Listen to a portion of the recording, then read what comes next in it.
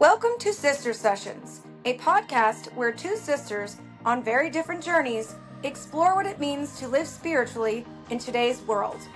My sister, Jenny Fairbank, is the co-founder and spiritual director of Wisdom Pathways, a yoga and meditation teacher, and a somatic healer devoted to guiding others toward inner peace. And I'm Susie Gustin, a mom of three, producer and owner of Red City Live Entertainment, embracing life's joys while searching for deeper meaning. Together, we have honest, relatable conversations about finding balance, purpose, and connection in everyday life. So settle in. You are exactly where you need to be. Welcome to Sister Sessions. Hello, everyone. Welcome back to Sister Sessions podcast, where we get divine and real. I am Susie Gustin, and I am your co-host. And today, my sister and co-host Jenny Fairbank is not going to be joining us, but she is on a work trip with Wisdom Pathways, where she is out there spreading her love and light. So we wish her the best with that, and we'll see her next week. But today, here in Pittsburgh, we are channeling that same energy, and that is with something very close to home. Our very first Feed the Light giving drive. This holiday season, Sister Sessions is partnering with the Dormont Free Pantry, an incredible organization feeding both body and spirit for families in our local community. Joining me today is someone who has been instrumental in that mission, Kate Abel, president of the Dormont Community Development Corporation. Kate has been at the heart of the pantry's growth, leading with compassion and helping launch a new partnership with the Greater Pittsburgh Community Food Bank. They are expanding the amount, the variety, and the reach of the support that they offer. We're talking about community, generosity, and how even the smallest act of giving can spark something extraordinary. So today, please help me welcome Kate Abel to the Sisters Session studio. Hi, Kate. Hello. Hi. We're so grateful that you took the time. I know you're really busy with all the work that you do in the community, as we spoke about earlier. So thank you for taking this time to meet with me and our listeners. Thank you. I'm very excited about this. Excellent. So I guess we could start because we do have listeners all over the country, and maybe you can just tell everyone a little bit about the Dormont Free Pantry. Sure. Yeah. For folks that don't know, Dormont is a suburb of Pittsburgh. We are the first suburb outside of city limits. We're about 3/4 of a square mile. We are the densest municipality in Allegheny County, which means we have a whole lot of people in a very small amount of space. And I have been on Dormont Borough Council since 2016. And pre-2020, it was probably end of 2019, we had a resident come forward and she had seen the Little Free Pantry project online and had a friend that had built her a pantry box. And we were talking and she said, this is supposed to go in my front yard, but I would love it if this could go somewhere that's slightly more accessible. Let's talk about putting it on borough property somewhere.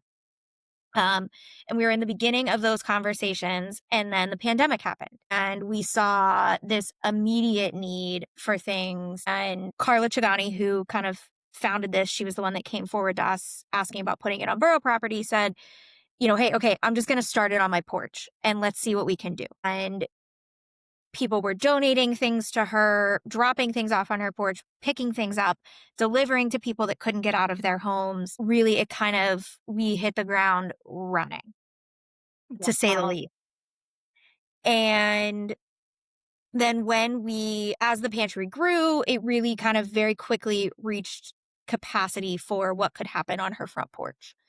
And she reached out again and said, hey, I think we need to talk about growth and moving and making this, people want to give monetarily and I'm not set up for that. And how do we do this? And myself and Jen Mazzocco, who's another member of Dormont Council, said, well, what about the Dormont Community Development Corporation? They're already a nonprofit. Let's talk about this. And I went to the rest of the DCDC board and we said, yes, great. So that fall, we did a Facebook giving drive for Thanksgiving meals, and we delivered meals to folks at their homes. I'm pretty sure our local grocery stores had no idea what was going on because we were sending people in with piles of cash to buy turkeys, take them to people's homes.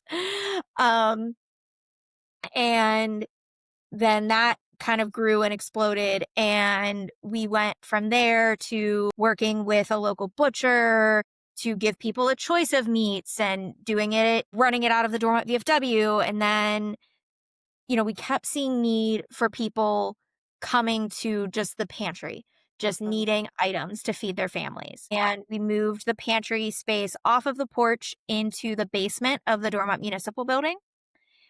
And we started in one of those like black staples cabinets that you would see in an office, and like a office supply storage cabinet. We went from there to 4 of those cabinets, and we could not keep items stocked. As fast as they were coming in the door, people were taking them.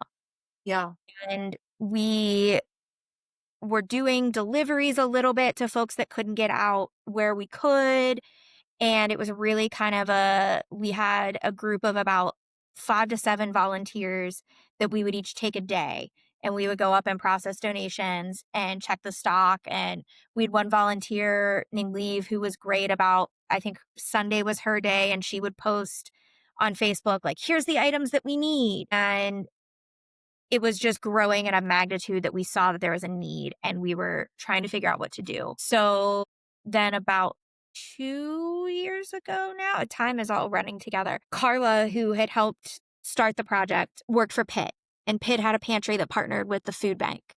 Okay. And he said, I think we're going to reach out to the Greater Pittsburgh Community Food Bank. Let's see what they can do for us. Since then, we were able to cement a partnership with them. That has allowed us That's to great. get donated products. That has allowed us to purchase things at a much, much lower price than we had been able to in the past.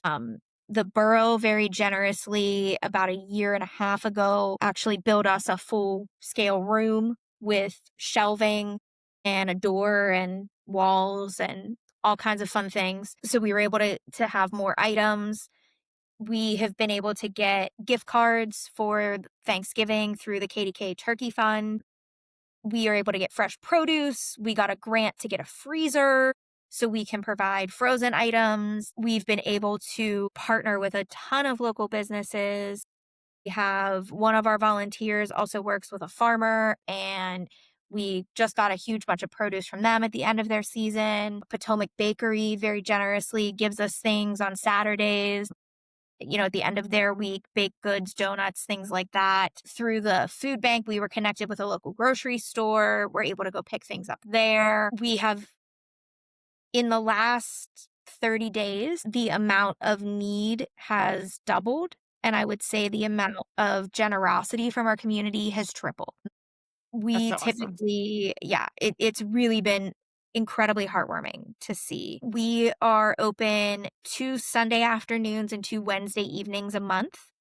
And Okay. then we do deliveries or box pickups for folks that can't come during our open hours 1 day a week.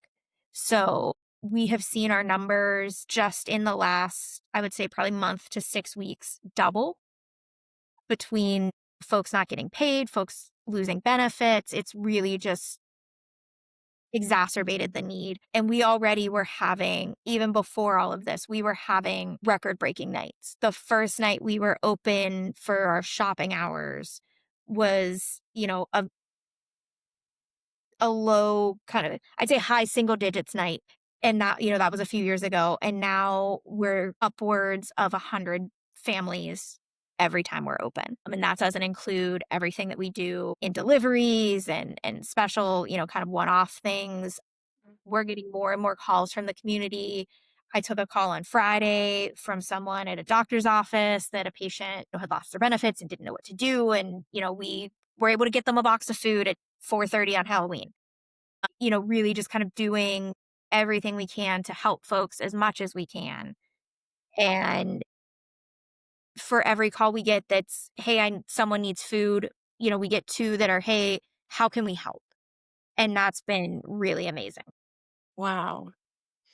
Wow. That makes me, it's like you hate to hear all this. And then at the same time, so nice to see the community is so willing to step forward and give their time and money and resources volunteering. That's why I want to ask you a few things that can help people that are local around the Pittsburgh area that are listening. So, I mean, even though people that don't live in the Pittsburgh area, just in general for food banks, I'm sure that it's kind of across the board. I would say there's probably similarities all across the country and how things are, are maneuvered, and you know what I'm trying to say. But what are the items that you would say that are the most needed that you can't keep on the shelf, that you're like, we can never get enough of this, or anything that can help us to help you? One thing we're hearing a lot of right now is protein. People were using their SNAP benefits to purchase meat and being able to stretch that and feed their families. Um, we are very few pantries are able to replace that 100% just because of space, because of logistics of frozen items, Right. cost, things like that. So anything you can give that is canned chicken, canned tuna, peanut butter, beans, anything that people can really use to make a meal out of. Hmm. Believe it or not, SpaghettiOs and like the Chef Boyardee ravioli in a can is relatively healthy and filling when you look at Yeah. what options are out there, uh, Yeah. particularly for the price. It's something I remember when we were still in kind of the open pantry, people would donate, people would take what they needed model. Anytime we would get SpaghettiOs, they would be gone immediately. And we had a volunteer post that, hey, we could use SpaghettiOs. And somebody was like, I just dropped off a case of SpaghettiOs yesterday. What happened to them? And, I said to the person, if I'm a mom that has 3 kids and doesn't know how I'm going to feed them for a week, and I show up and there's a case of SpaghettiOs, I'm going to take the case of SpaghettiOs because they have calcium, they have protein, they have, Yeah. it is a healthy, quote unquote, healthy meal Yeah. for a kid. It fills them. It fills an adult. I don't know about you. I mean, I lived on SpaghettiOs in college. Yeah. It, No, I know exactly where you're, it, yeah. it was easy. And these Uh, are such good tips for people because a lot of people don't know. They're like, well, I want to give, but I don't know what to give.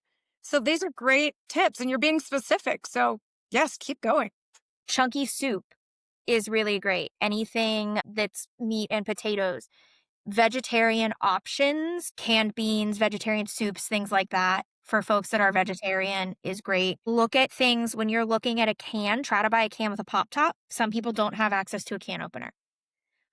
Also, if you're Tips. a parent, if you're leaving something for a kid to make, they can pop open a can and pour it into a dish and put it in the microwave very easily. Right.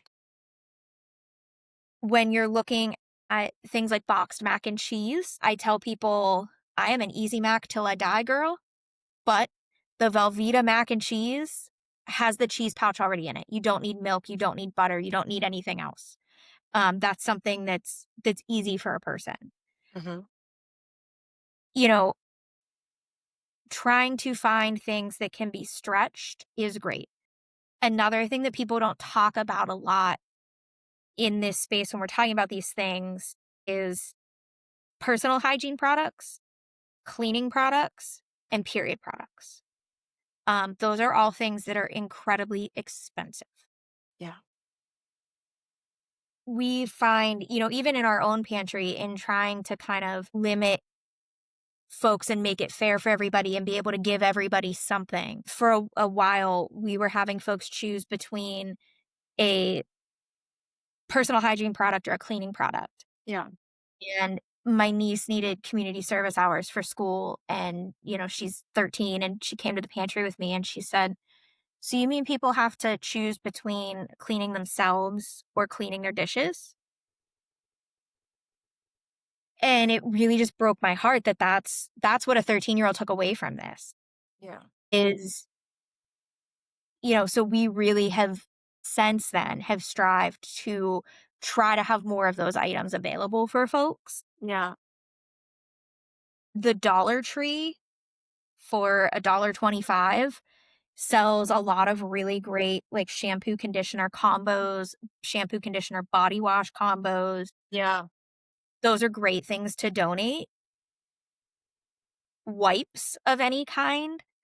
Um, you need to think about a lot of times there are other factors at play. Maybe the gas bill couldn't be paid and you don't have hot water. Maybe, the water bill wasn't paid, the electric bill wasn't. There are other things a lot of times for these people.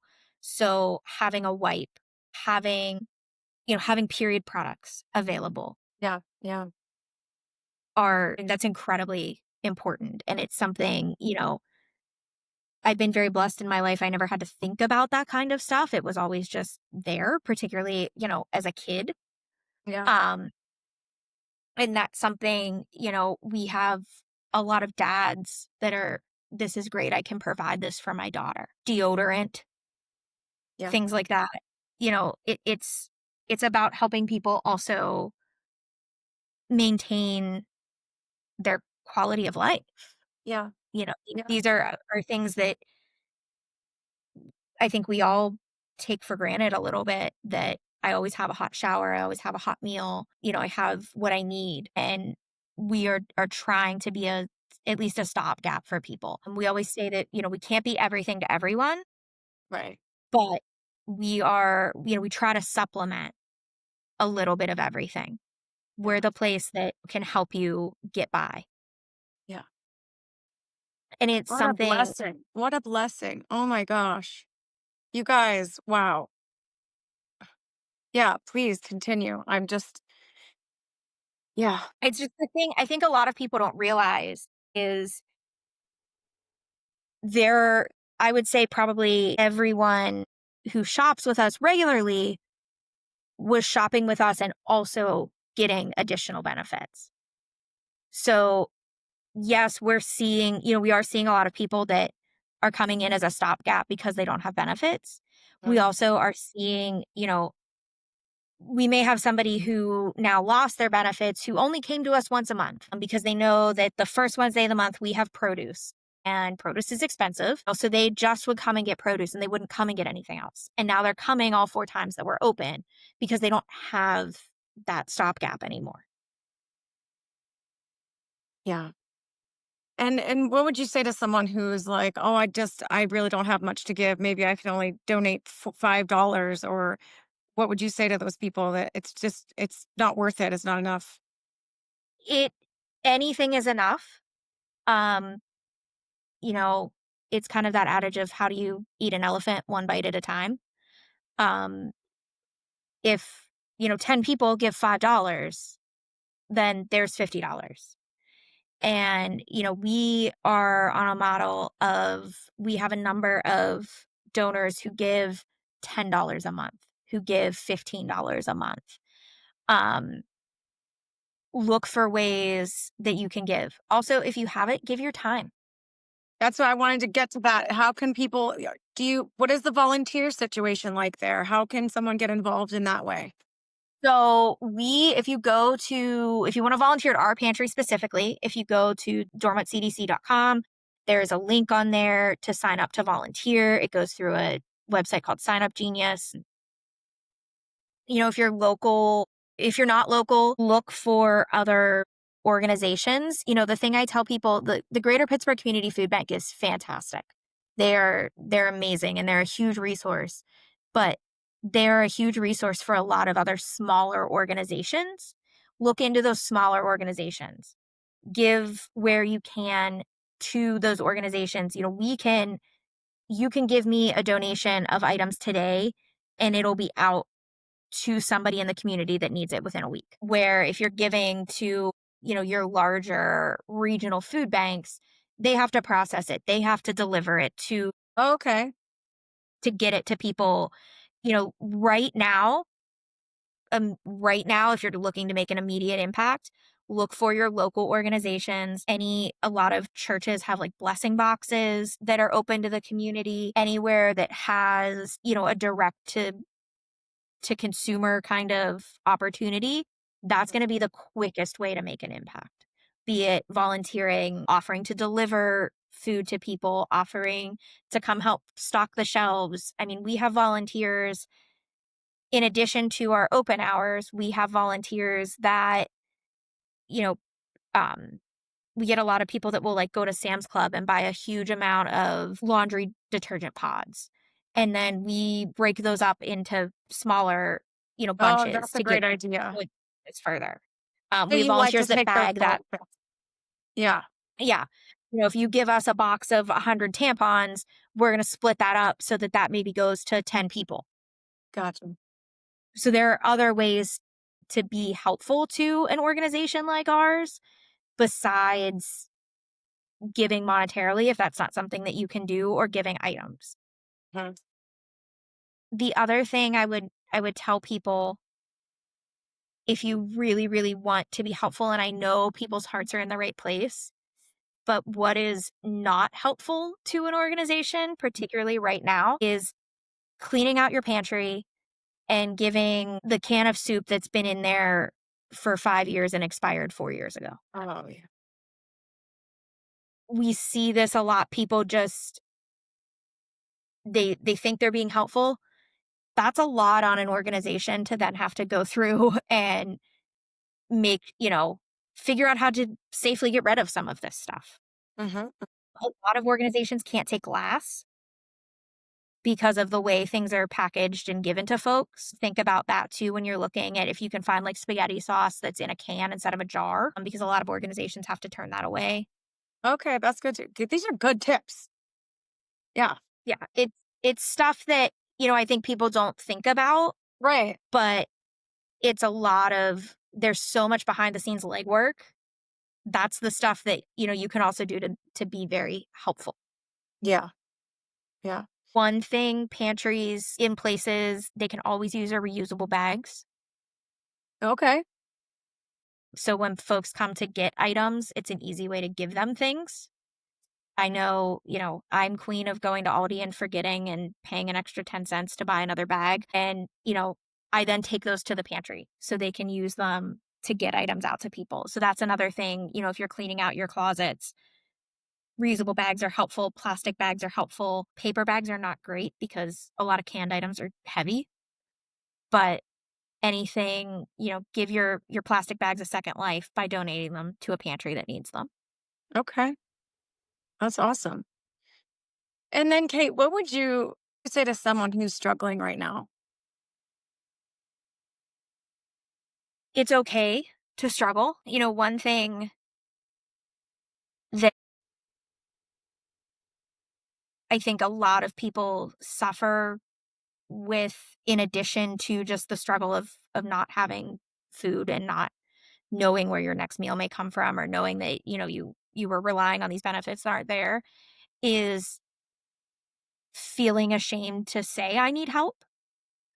Um, and it's something that we deal with a lot in our community. I grew up here, and I have seen people I went to high school with come to our pantry. I've seen parents of friends come to our pantry, and you know, it's okay. I promise no one is judging you for being there. The people that are there because they want to help you. Right. Um, That's key right there, what you just removing said. yeah. Um, removing kind of the stigma of asking for help, especially right now. The community, at least I can tell you, the Dormont community is coming out in droves to try to help folks right now. So it's okay to ask for it and to come take it. We don't want it to sit on our shelves. We want it to be in your homes and feeding you and your families. Yeah. Wow. You really gave us so much information that was so helpful. I Honestly, feel like like I talked a lot.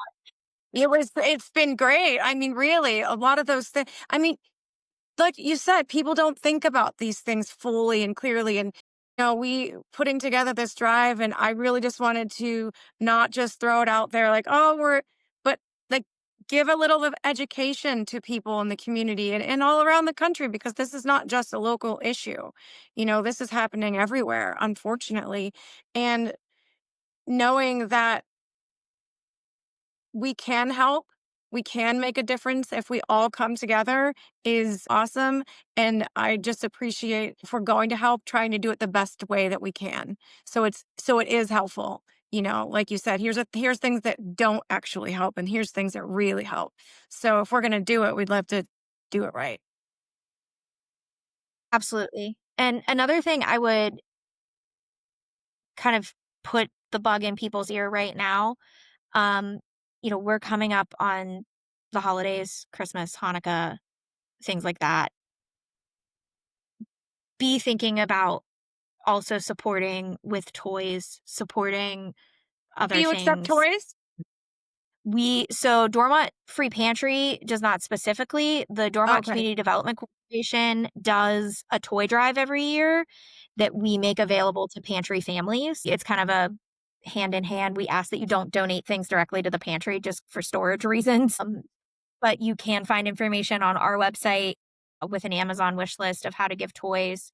And we reach out to families that come to our pantry. We also run a birthday program through our pantry. Parents can sign their kids up and they get a reusable or a disposable cake pan with cake mix, a can of pop to make the cake, icing, decorations, and the parents can come pick from a small toy closet. And then we reach out to the parents of those same kids for the holidays that they can come get toys from for the holidays. And we also did a school supply drive in August to make school supplies available to these kids. It's something, again, you don't want to, food absolutely number one priority. Right.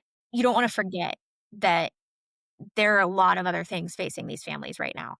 We don't do anything with like coats or anything like that, but also any kind of drive like that. Those places are seeing just as increase of a need because people are suffering. They're using, it's kind of the snowball effect of they're using what they have to feed their families and then they don't have money to buy their kid a coat. They don't have money to buy Christmas gifts. They don't have money to buy birthday gifts. So, we try to help supplement that where we can.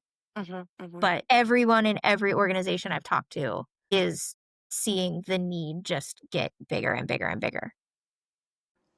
So, to be honest with you, what prompted me to even start this, yes, it's the holiday season right now, but it was really the whole crisis with the SNAP benefits coming to a halt for everyone. So, regardless of the holidays, we were all in for this as it was.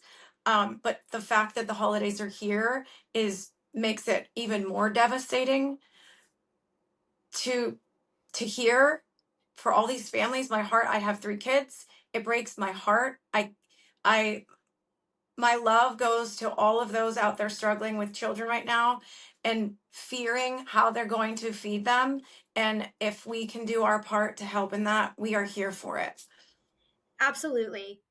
That's something, we have all, for the past few years, we have done a toy drive, not directly through the pantry, but Okay. the Community Development Corporation board kind of has spearheaded it with our local fire department. And, I just had a conversation with our fire chief this morning about what if we don't get, we're seeing this need increase in food. Yeah. We can assume our need is going to increase with toys. We've already had parents asking us, when is the sign up going to go up? And it's something typically we try not to send out till like after Thanksgiving. So, we're seeing 4 to 6 weeks before that, people asking about it. And, it's kind of this twofold thing because we know that parents are going to be struggling. Um, what little extra resources they have are going to be going to trying to feed their kids right now Right. and not going to toys. Um, I think everyone across the board is struggling with, prices going up and inflation and all of these things. And what extra money folks have right now, are they giving it all to food, which absolutely should be priority number one? But what if we don't get the toys? What if, what do we do? And, we're very lucky in Dormont that, we have had a lot of generosity from the community.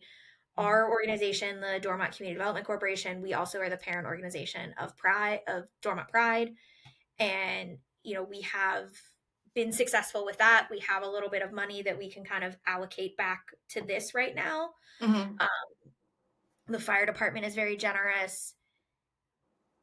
We, the Dormont VFW is doing an event with us, a bingo event to raise money, and have, people donate toys, but it is a concern, Yeah. across the board. And it's something that we have all talked about, that it particularly happening at this time of year Yeah. is just the worst. And that's, why I've said, like, if there are other things you can think to donate to right now, that is also helping. That Yeah. is also, this isn't just oh, I have money to buy my kids Christmas presents, but I don't have money to buy them food. Yeah. It, Yeah. people are in need across the board. Yeah. And across the country, like I said, for everyone listening, like this is not, a local situation. This is happening everywhere. So if you can find a local pantry, food drive, toy drive, coat drive, doing something. I mean, we just encourage doing what you can, you know, doing what you can. Mhm. Yeah. It's Yeah. that. Another thing I would encourage people to do, and this is not something the CDC does, is there are also some, like, Be a Santa to a Senior organizations out there. And those folks are getting, a lot of those folks also were on SNAP benefits. Yeah. Um, and, if anything, seeing those folks come to the pantry is probably more heartbreaking to me. Yeah. They're people that have worked their whole lives that have just now are just really struggling. A lot Mhm. of them are lonely. Um, a lot of them, those are what a lot of the delivery calls we get are, and they're people that have also lost their independence and they don't have a car anymore, and Yeah. cuts to public transit are also affecting them. And Yeah. maybe they've lost a spouse, their kids live out of town, or what have you. um, so if there's something, maybe kids aren't your thing, look for ways to help other adults too, because this is, Yeah. everyone is struggling right now, No, unfortunately. that's a really good. I actually just read advice about that just this past week where someone said if you have, and I'm not saying don't give to Goodwill and all of that. Of course do. That's usually what I do with with clothes as they go through my family.